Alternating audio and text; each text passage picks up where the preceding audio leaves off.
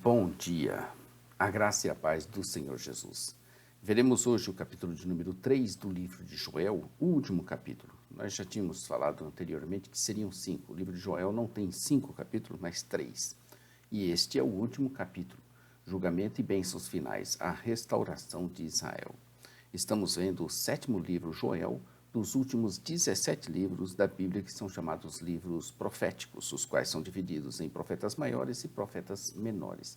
Esse é o 2º livro dos profetas menores.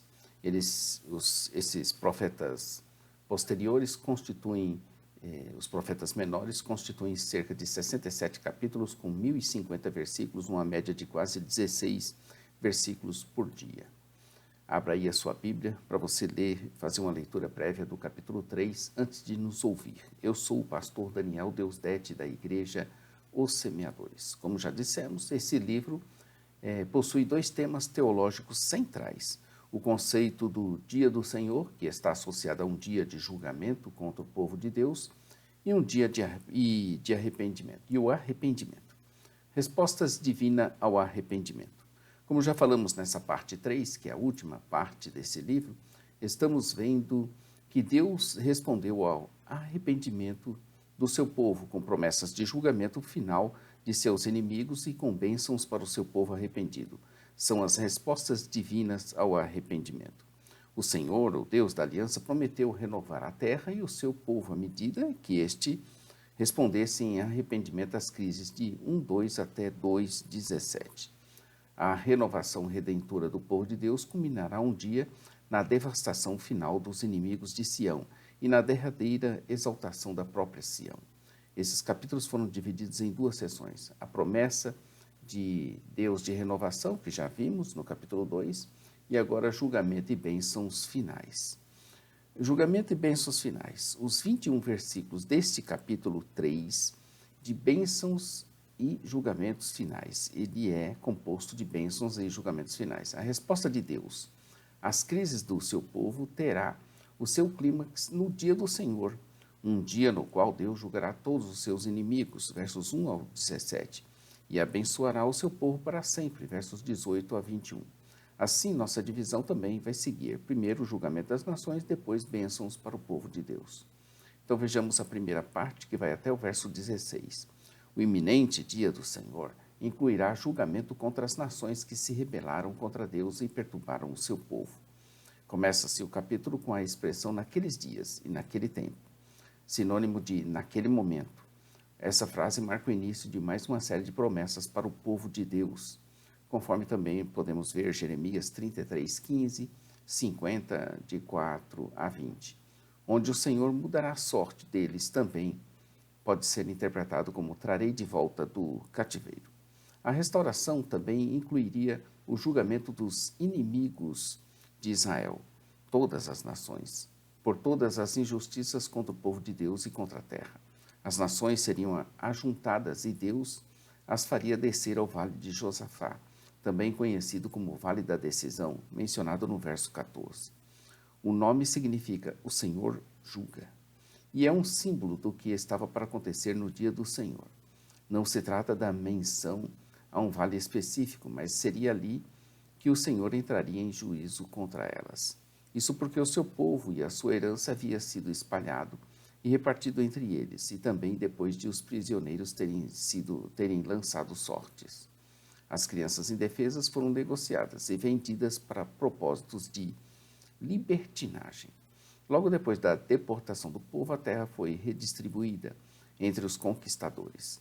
A referência histórica não é clara. Nos diz a Bíblia de Estudo de Genebra, que você pode adquirir pela Semeadores, www.semeadores.com.br, ou em loja física no centro de Taguatinga, que a referência não é clara, podendo referir-se até mesmo a pequenas deportações envolvendo guerras de fronteira.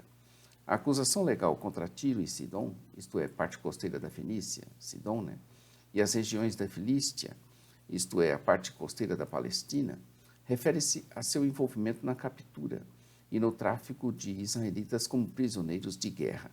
As 2 regiões venderam israelitas como escravos para os gregos. A prata e o ouro da terra prometida, assim como seus habitantes, pertenciam ao Senhor e Tiro e Sidom haviam se esquecido desse comércio ilegal. Os judaítas vendidos aos gregos estavam longe de casa, que era praticamente impossível localizá-los ou fazer a viagem para comprar a liberdade deles e mandá-los de volta para a terra prometida. No entanto, Deus agiria de forma espetacular, realizando o grande milagre de trazê-los de volta à terra, e o povo de Deus restaurado haveria de agir como mediador da punição de Tiro, de Sidom e da Filístia. Em retribuição ao que fizeram, cairiam nas mãos dos judeus, que não teriam piedade deles e, semelhantemente, venderiam seus filhos e filhas aos sabeus, mercadores da terra distante de Sabá. Isso viria do Senhor. E quem é que poderia mudar? Verso de número 8. De modo amargamente irônico, nos ensina a Bíblia que nós estamos vendo, Joel convidou à batalha aquelas nações que seriam derrotadas pelo Senhor. Eles deveriam forjar dos seus arados espadas e das suas foices fazerem lanças. Depois dizerem ao fraco, sou um guerreiro. É interessante observar o contraste com Isaías 2,4, Miqueias 4,3, que fala justamente o contrário. O lugar da batalha seria o vale de Josafá, que é explicado no verso 12. O verso seguinte, que nos diz que as nações deveriam despertar e avançar para o vale de Josafá, pois ali Deus se sentará para julgar todas as nações vizinhas. Conforme nós estamos vendo, tal como o grão pronto para ser cegado e como as uvas a serem prensadas, as nações extremamente pecadoras estavam prontas agora para serem colhidas. O lagar estava cheio e os seus compartimentos transbordavam. O lagar cheio e os compartimentos transbordantes enfatizam o tamanho da impiedade das nações reunidas no vale para serem julgadas. Eram multidões e multidões no vale da decisão, pois estava perto o dia do Senhor. A iminência do grande dia do Senhor, um dia, quando ele trará vingança sobre as nações, é mais uma vez enfatizada. O vale de Josafá é agora identificado como o vale da decisão, o lugar onde o julgamento do Senhor será exercido sobre as multidões. A natureza responderá ao aparecimento do Senhor no dia do julgamento. A linguagem cósmica, normalmente figurada, representa acontecimentos de importância nacional. Porém, no dia do Senhor, o próprio universo será realmente destruído e recriado. Exemplos: o sol e a lua escurecerão, as estrelas já não brilharão, o Senhor rugirá de Sião, de Jerusalém levantará a sua voz, a terra e o céu tremerão, a terra e o céu tremem diante da poderosa voz do Senhor. Mas o Senhor será um refúgio para o seu povo e também uma fortaleza para Israel. Compare com os textos em Mateus 24, 29, Marcos 13, 24, Lucas 21, 25 e 26. Vejamos, por exemplo, Mateus 24, 29, que diz que imediatamente após a tribulação daqueles dias, o sol escureceria, a lua não daria sua luz, as estrelas cairiam do céu, os poderes do céu seriam abalados.